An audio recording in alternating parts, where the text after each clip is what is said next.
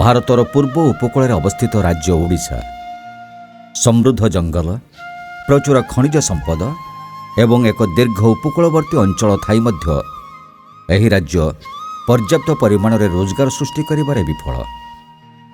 ଏକ ପରିସଂଖ୍ୟାନ ଅନୁସାରେ ଏହା ଭାରତବର୍ଷର ବିହାର ପରେ ଦ୍ୱିତୀୟ ଗରିବ ରାଜ୍ୟ।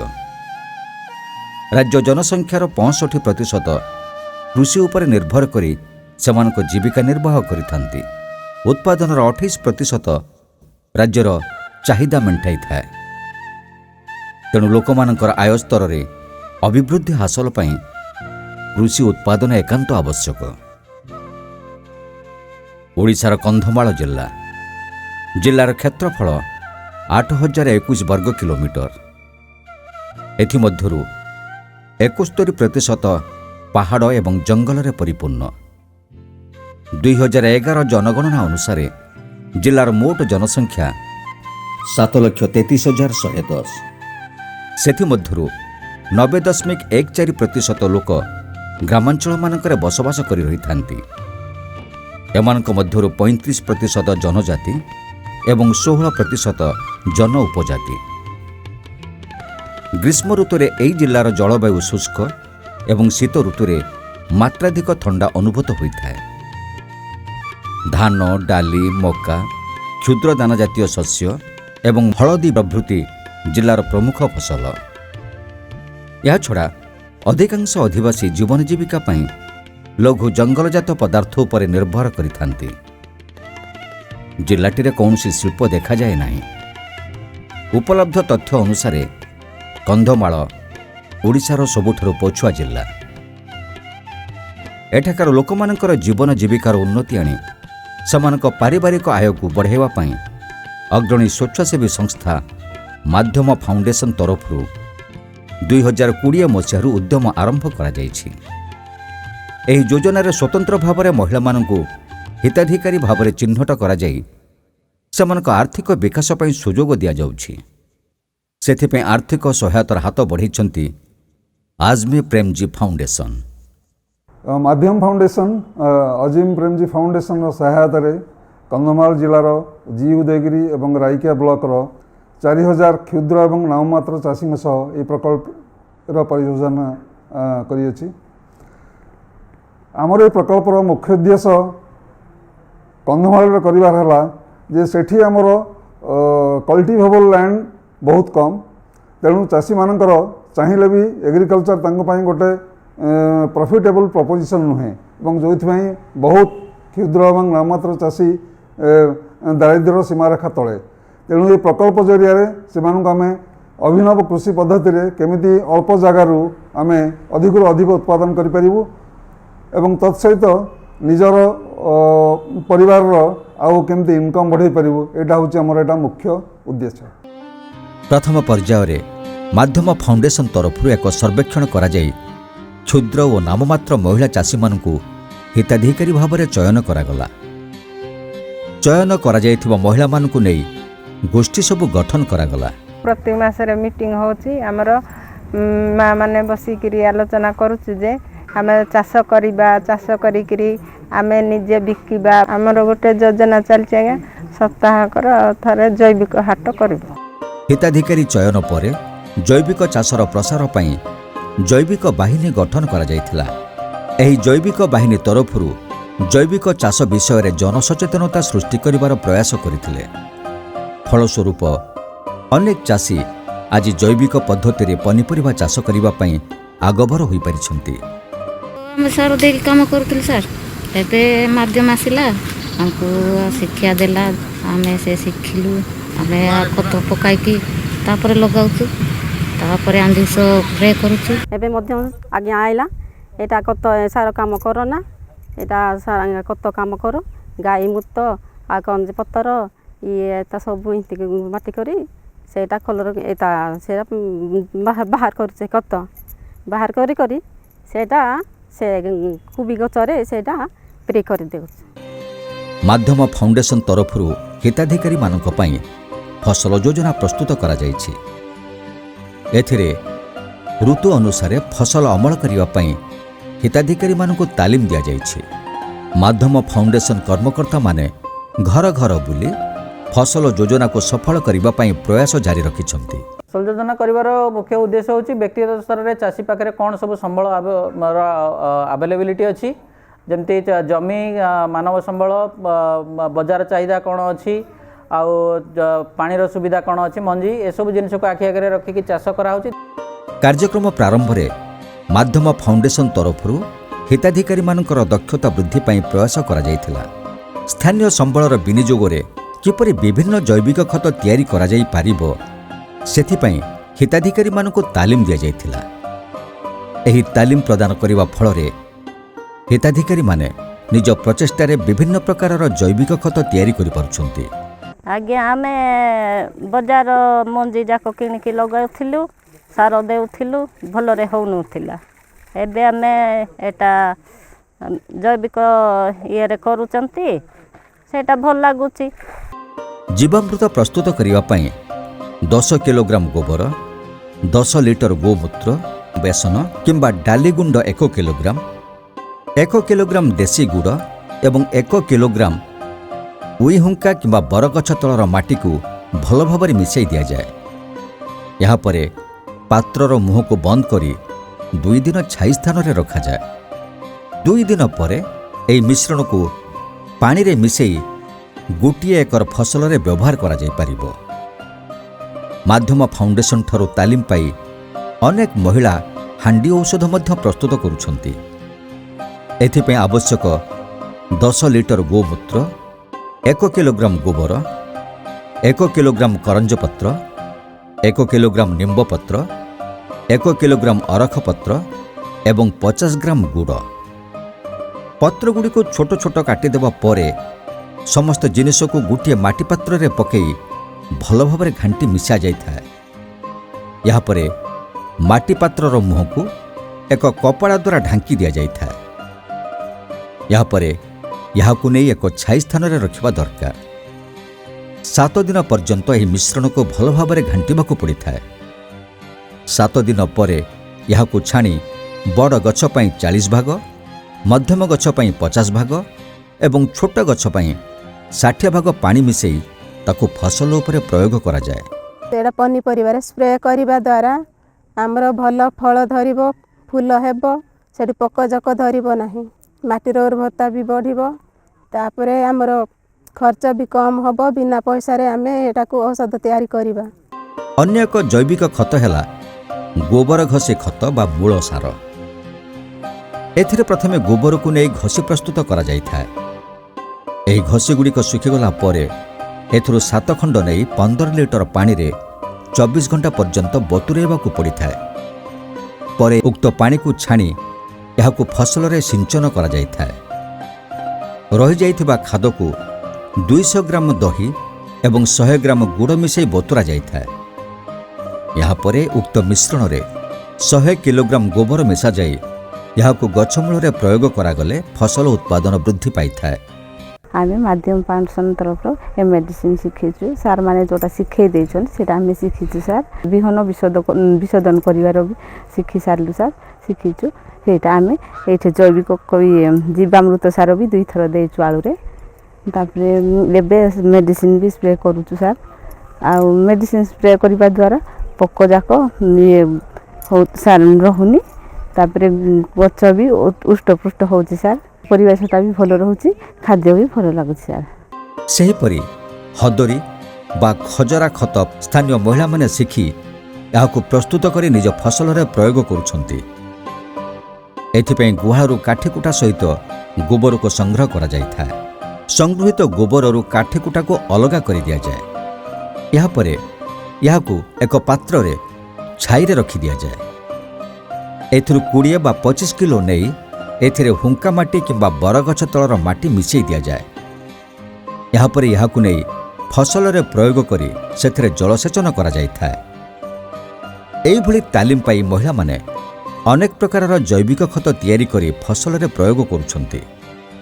ଫଳତଃ ସ୍ଥାନୀୟ ସମ୍ବଳର ସଦୁପଯୋଗ ହୋଇପାରିବା ସହିତ ହିତାଧିକାରୀମାନଙ୍କର ଖର୍ଚ୍ଚ କମିପାରୁଛି। ଏହାଛଡ଼ା ପରିବେଶର ମଧ୍ୟ ସୁରକ୍ଷା କରାଯାଇପାରୁଛି। କଦଳୀ କାନ୍ଧି ଅଗଗୁଡ଼ିକରେ ଗୋମୂତ୍ର ବାନ୍ଧିବା ଦ୍ୱାରା କାନ୍ଧିରେ କଦଳୀଗୁଡ଼ିକ ଉପର ଏବଂ ତଳ ସମାନ ରହିବା ସହିତ ଅଧିକ କଦଳୀ ଉତ୍ପାଦନ ହୋଇପାରୁଛି। ଫସଲକୁ କୀଟପତଙ୍ଗ କବଳରୁ ରକ୍ଷା କରିବା ପାଇଁ ମାଧ୍ୟମ ଫାଉଣ୍ଡେସନ ତରଫରୁ କୀଟପତଙ୍ଗ ଧରା ଜନ୍ତା ଯୋଗାଇ ଦିଆଯାଇଛି। ହିତାଧିକାରୀମାନେ ସେଗୁଡ଼ିକୁ ନିଜ ଚାଷ ଜମିରେ ବ୍ୟବହାର କରିବା ଦ୍ୱାରା ଫସଲ କୀଟପତଙ୍ଗ କବଳରୁ ରକ୍ଷା ପାଇପାରୁଛି। ନିଜ ଅଞ୍ଚଳରେ ମିଳୁଥିବା ବିଭିନ୍ନ ପ୍ରକାର ପତ୍ରକୁ ନେଇକି ହାଣ୍ଡି ଔଷଧ, ବୀଜାମୃତ, ଜୀବାମୃତ, ହଦରୀ, ଗୋବର ଘଷି ତିଆରି କରି ସେମାନେ ସେମାନଙ୍କର ବ୍ୟବହାର କେମିତି କରିବେ ସେମାନଙ୍କ ଉପରେ ଆମେ ଅଧିକା ଫୋକସ୍ କରିଥିଲୁ। ଯେଉଁ ପ୍ରକଳ୍ପ ଚାଲୁ ରହିଛି ସେଥିରେ 49ଟି ପ୍ରକାରର ନୂଆ ପଦ୍ଧତି ଚାଷୀମାନେ ଆପଣେଇଛନ୍ତି।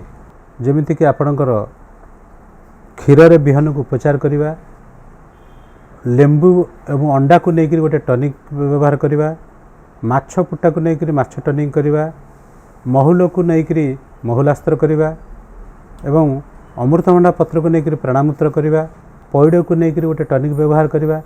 ଏହା ବ୍ୟତୀତ ବିଭିନ୍ନ ଫସଲ ଭିତ୍ତିକ ପୋଷ୍ଟର ବ୍ରୋଚର ଦିଆଯାଇଛି ଯାହାକି ତାଙ୍କୁ ସହାୟକ ହୋଇଛି ଏହି ପଦ୍ଧତି ଗୁଡ଼ିକୁ ଆପଣେଇବା ପାଇଁ।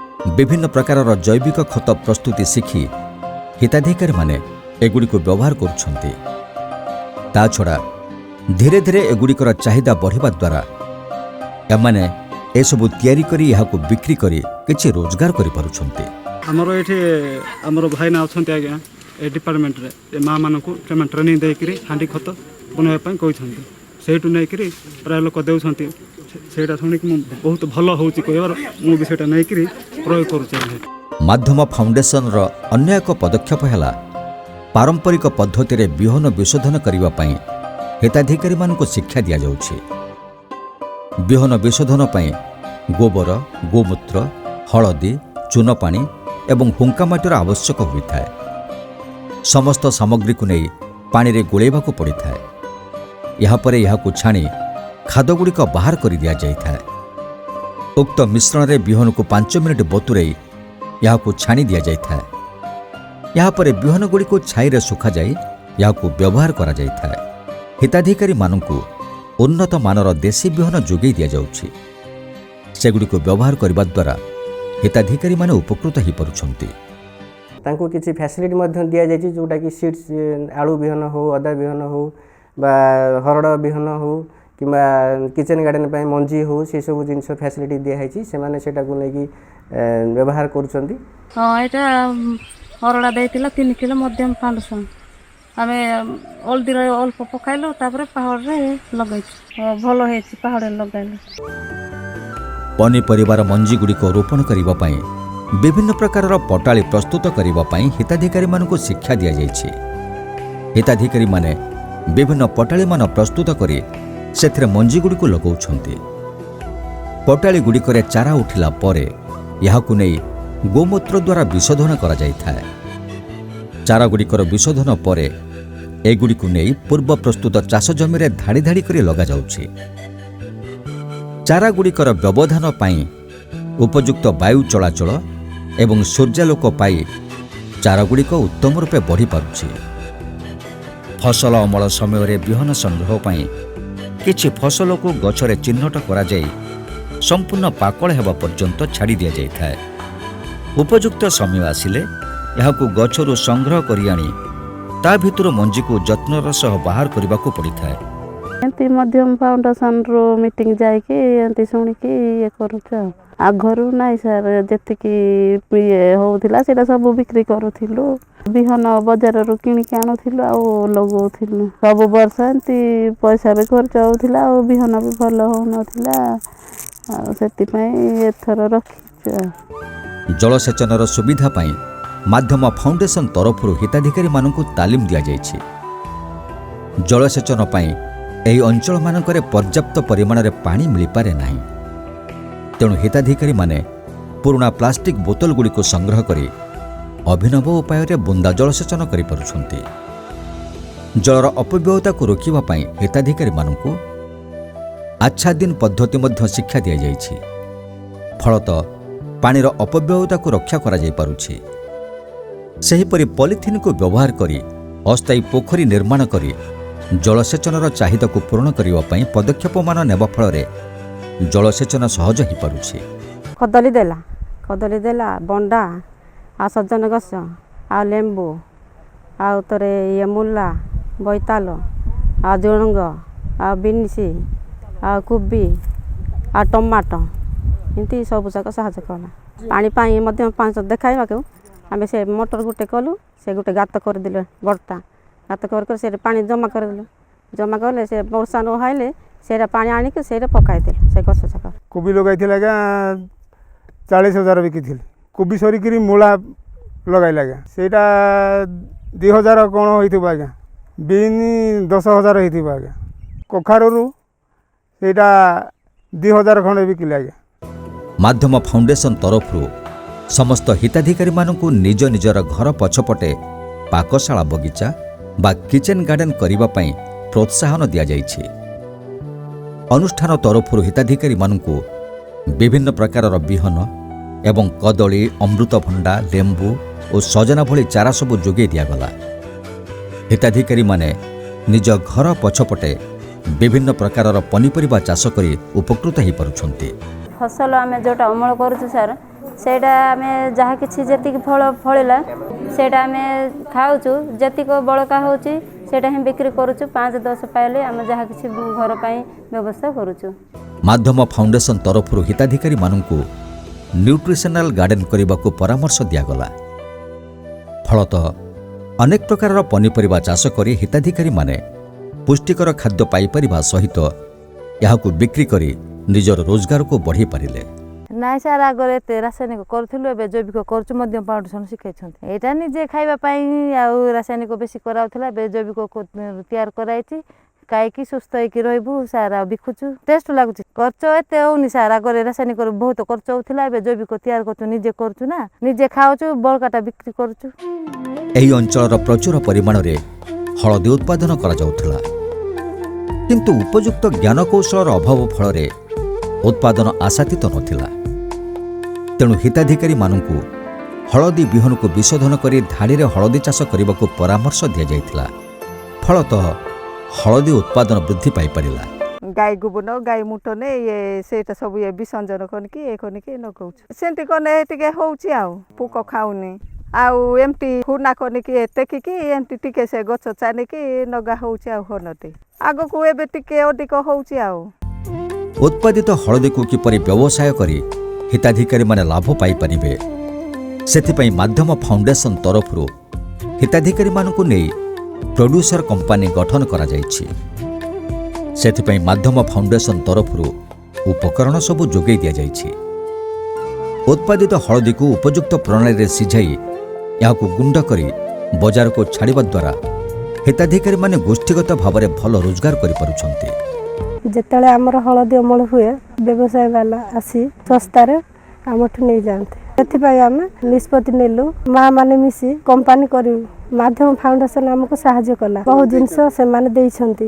ଆମେ ନିଜେ ଏଟା ଆଦାୟ କରିଛୁ ସାର୍ ହଳଦୀ, ତ ଆମେ ଅନ୍ୟମାନଙ୍କୁ ଗୁଣ୍ଡ କରିକି ଦେବା ପାଇଁ ମଧ୍ୟ ପ୍ରସ୍ତୁତ କରୁଛୁ।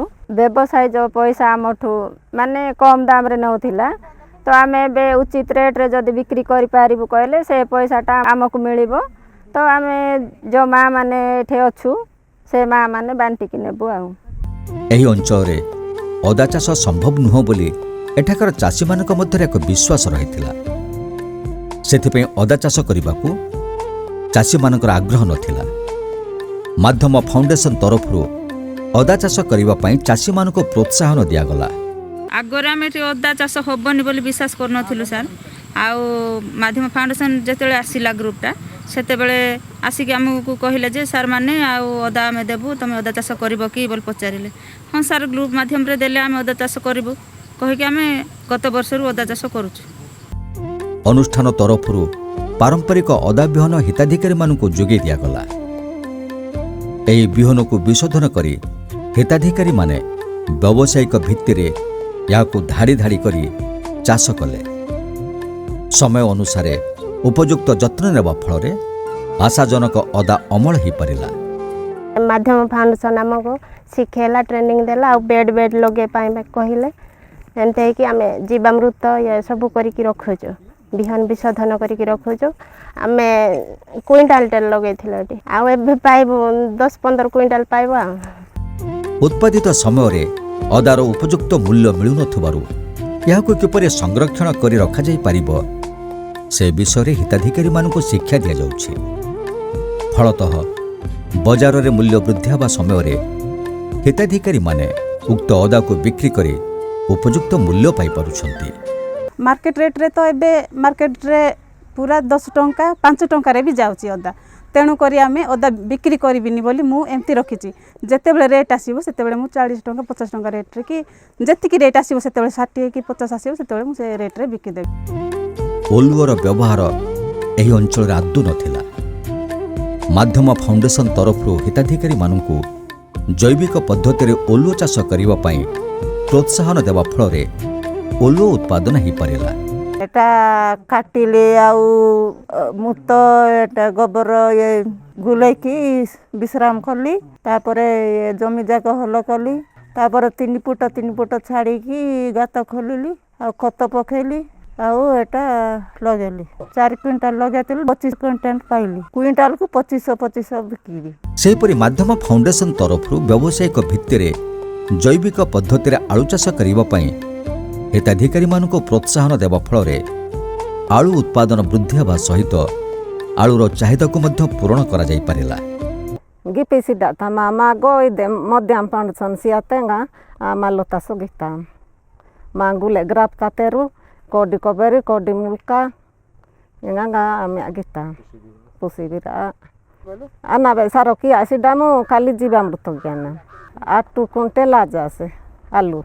25 টাকাରେ ପ୍ରାତାମୁ ଇଜ 20 টাকাରେ ସିତା। କଖାରୁ ଚାଷ କରିବା ପାଇଁ ହିତାଧିକାରୀମାନଙ୍କୁ ପ୍ରୋତ୍ସାହନ ଦେବା ଦ୍ୱାରା ସ୍ୱଳ୍ପ ପରିଶ୍ରମରେ ହିତାଧିକାରୀମାନେ ଏଥିରୁ ଅଧିକ ଲାଭବାନ ହୋଇପାରିଲେ। ମାଧ୍ୟମ ଫାଉଣ୍ଡେସନ ତରଫରୁ ହିତାଧିକାରୀମାନଙ୍କୁ 50 ଡିସମିଲ୍ ଚାଷ ଜମିରେ ପନିପରିବା ଚାଷ କରିବା ପାଇଁ ପରାମର୍ଶ ଦିଆଗଲା। ଏହି 50 ଡିସମିଲ୍ ଚାଷ ଜମିଗୁଡ଼ିକରେ କିଛି ସ୍ଥାୟୀ ଗଛ ଲଗାଇବା ଦ୍ୱାରା ହିତାଧିକାରୀମାନେ ବର୍ଷ ତମାମ ରୋଜଗାର କରିପାରିଲେ। ଏହାଛଡ଼ା ଉକ୍ତ ଚାଷ ଜମିରେ ଋତୁ ଅନୁଯାୟୀ ପନିପରିବା ମଧ୍ୟ ଚାଷ କରାଯାଇପାରିଲା। ଫଳରେ ହିତାଧିକାରୀମାନେ ବର୍ଷ ସାରା ରୋଜଗାରକ୍ଷମ ହୋଇପାରିଲେ। ଭଣ୍ଡା ଗଛ, କଦଳୀ ଗଛ, ତାପରେ ସଜନା ଗଛ ଏସବୁ ଲଗେଇଲୁ। ଗାଜର, ତାପରେ ଟମାଟୋ, ଫୁଲକୋବି, ବିନ୍ ସବୁ ଏଯାକ ଆମେ ଚାଷ କରି ଆସୁଛୁ ସାର୍। 1.5 ଏକର ଜମିରେ ଚାଷ କରିଛୁ। ଆଉ ଆମେ ଏବେ ଯେଉଁ ଲାଗିଥିଲା ଆମର ମୂଳା, ତାପରେ ବିନ୍ ଲାଗିଥିଲା, ଆଳୁ ବି ଲାଗିଥିଲା, ତାପରେ ବାଇଗଣ ଲାଗିଥିଲା, ତାପରେ ଟମାଟୋ ଆମେ ଅଧା ବିକିଲୁ, ତାପରେ ନିଜେ ମଧ୍ୟ ଖାଇଲୁ। ମାଧ୍ୟମ ଫାଉଣ୍ଡେସନ ତରଫରୁ ହିତାଧିକାରୀମାନଙ୍କୁ ଅନ୍ତଃଫସଲ କରିବା ପାଇଁ ପ୍ରୋତ୍ସାହନ ଦିଆଗଲା। ଅନ୍ତଃଫସଲ କରିବା ଫଳରେ ହିତାଧିକାରୀମାନେ ଗୋଟିଏ ଚାଷ ଜମିରୁ ଏକ ସଙ୍ଗରେ 2 ବା ତତୋଧିକ ଫସଲ ଉତ୍ପାଦନ କରିବା ପାଇଁ ସକ୍ଷମ ହେଲେ। ସେହି ପଦ୍ଧତିରେ ସାରୁ ଚାଷ କରି ହିତାଧିକାରୀମାନେ ଉପକୃତ ହୋଇପାରୁଛନ୍ତି। ଉହୁଡ଼ା କରିକି ଲଗାଉଛୁ। ମାଧ୍ୟମ ଫାଉଣ୍ଡେସନ ଶିଖେଇଲା ଆଜ୍ଞା, ଏମିତି କରିକି ଲଗାଉ କହିଲେ ଭଲରେ ଫଳିବ। ହଳଦୀ ଲଗେଇଲୁ ଆଜ୍ଞା, ମକା ଲଗେଇଲୁ, ତାପରେ କାନ୍ଦଳ ଲଗେଇଲୁ ଆଜ୍ଞା, ସାରୁ ଲଗେଇଥିଲୁ, ଭେଣ୍ଡି ଲଗେଇଥିଲୁ। ସବୁଠାରୁ ଗୁରୁତ୍ୱପୂର୍ଣ୍ଣ ବିଷୟ ହେଲା ଏହାଦ୍ୱାରା ଜୈବ ବିବିଧତାକୁ ମଧ୍ୟ ରକ୍ଷା କରାଯାଇପାରିଲା। ଏହିସବୁ ପଦକ୍ଷେପର ସୁଫଳ ଆଜି ବହୁଳ ପରିମାଣରେ ଦେଖିବାକୁ ମିଳୁଛି। ହିତାଧିକାରୀମାନେ ବ୍ୟବସାୟିକ ଭିତ୍ତିରେ ପନିପରିବା ଚାଷ କରି ଉତ୍ପାଦନକୁ ଯଥେଷ୍ଟ ବଢ଼ାଇ ପାରିଛନ୍ତି। ଆଗରୁ ବିନ୍ସ ଲଗେଇଥିଲୁ ଆଜ୍ଞା, ଆଉ ଏ ବର୍ଷ ମାଧ୍ୟମ ଫାଉଣ୍ଡେସନ କହିଲା କି ଏମିତି ଲଗାଅ ଭଲ ହେବ କହିବାରୁ ଆମେ ଧାଡ଼ିକୁ ଧାଡ଼ି ଲଗେଇଲୁ। ଆଉ ଏମିତି 3 ଫୁଟ ବ୍ୟବଧାନରେ ଲଗେଇଛୁ। ଆଉ ଟ୍ରେଲି ମଧ୍ୟ କରିଛୁ। ଏମିତି ଟ୍ରେଲି କଲେ ଆଉ ନଷ୍ଟ ହେବ ନାହିଁ, ପୁଚକା ହେବ ନାହିଁ। ମାଧ୍ୟମ ଫାଉଣ୍ଡେସନ ଜୈବ ସାର ପ୍ରସ୍ତୁତି ଟ୍ରେନିଂ ଯାଇଥିଲେ। ଆଗରୁ ରାସାୟନିକ ସାର ଡିଏପି, ପଟାସ, ସୁପର ସବୁ ଏମିତି ପକାଇକି ଚାଷ କରୁଥିଲେ। ଜୈବିକ କହିଲେ ସାର୍ ଆମ ନିଜେ ପ୍ରସ୍ତୁତି କରିବାର ଆଉ କିଛି ଟଙ୍କା ପଡ଼ିଲାନି। ଆମେ ଏଠି ମଟର ଚାଷ କରିଛୁ। ଆଉ କେବେ 30 ଟଙ୍କା, କେବେ 40 ଟଙ୍କା ହେଉଛି। ବର୍ତ୍ତମାନ 40 ଟଙ୍କା ଅଛି। ସମୁଦାୟ ଏ ବର୍ଷ 5 କୁଇଣ୍ଟାଲ ବିକିଛୁ। ମାଧ୍ୟମ ଫାଉଣ୍ଡେସନ ଦ୍ୱାରା ଯୋଗାଇ ଦେଇଥିବା ପୁସ୍ତିକା ଗୁଡ଼ିକରେ ହିତାଧିକାରୀମାନେ ଆୟବ୍ୟୟର ସମସ୍ତ ବିବରଣୀ ଲିପିବଦ୍ଧ କରୁଛନ୍ତି। ଅଜିମ୍ ପ୍ରେମଜୀ ଫାଉଣ୍ଡେସନ बेंगलोर सहायतार माध्यम फाउंडेशन तरफ चिंता करी जो प्रकल्प करिथिला तार आज सुफल लोक मान पाउचंती महिला माने उपकृत होइचंती। प्रकल्पर आउटकम को लक्ष्य करी चाषी मानक पाखरे प्रकल्प कार्यालय माध्यम हेड ऑफिस एवं फंडिंग एजेंसी पाखरे सठिक सूचना एवं तथ्य जीवाई विभिन्न प्रकार फॉर्मेट माध्यम सूचना गुड़िक मासिक आदाय करा जाउछि एवं ताहाको तर्जमा करे जाय करी 3 मासके थरे फंडिंग एजेंसी को दिया जाउछि। ई सूचना आदान प्रदान हिसाब चाषी पाखरे जेहेतु LIC कार्ड माध्यम रोची तेणु चाषी तार आय अमल खर्च एवं लाभ क्षेत्र हिसाब से बर्तमान कर 2020 मसीह जितेबाला आमर ये जो कोविड पैंडेमिक सारा देश में व्यापिला से बहुत आर्थिक असुविधा जो आम अजीम प्रेमजी फाउंडेशन सह परामर्श करी एक स्वतंत्र प्रोजेक्टर परिकल्पना करूँ। पैंडेमिक सिचुएसन रे जो मुख्यतः जो माने बाहर फेरी आसते कामधंदा न पाई घरे से प्रकल्पटी बहुत सहायता प्रदान करथिला। प्रकृत रे माध्यम फाउंडेशन एभली पदक्षेप आगामी दिन में क्षुद्र और नाममात्र चाषी मानक पई गोटे उदाहरण और प्रेरणा। एभली कार्यक्रम को आपणई नेले आगामी दिन में क्षुद्र और मध्यम धरणर चाषी माने उपकृत हेबा सहित निजर पारिवारिक आय को वृद्धि करि पारिबे।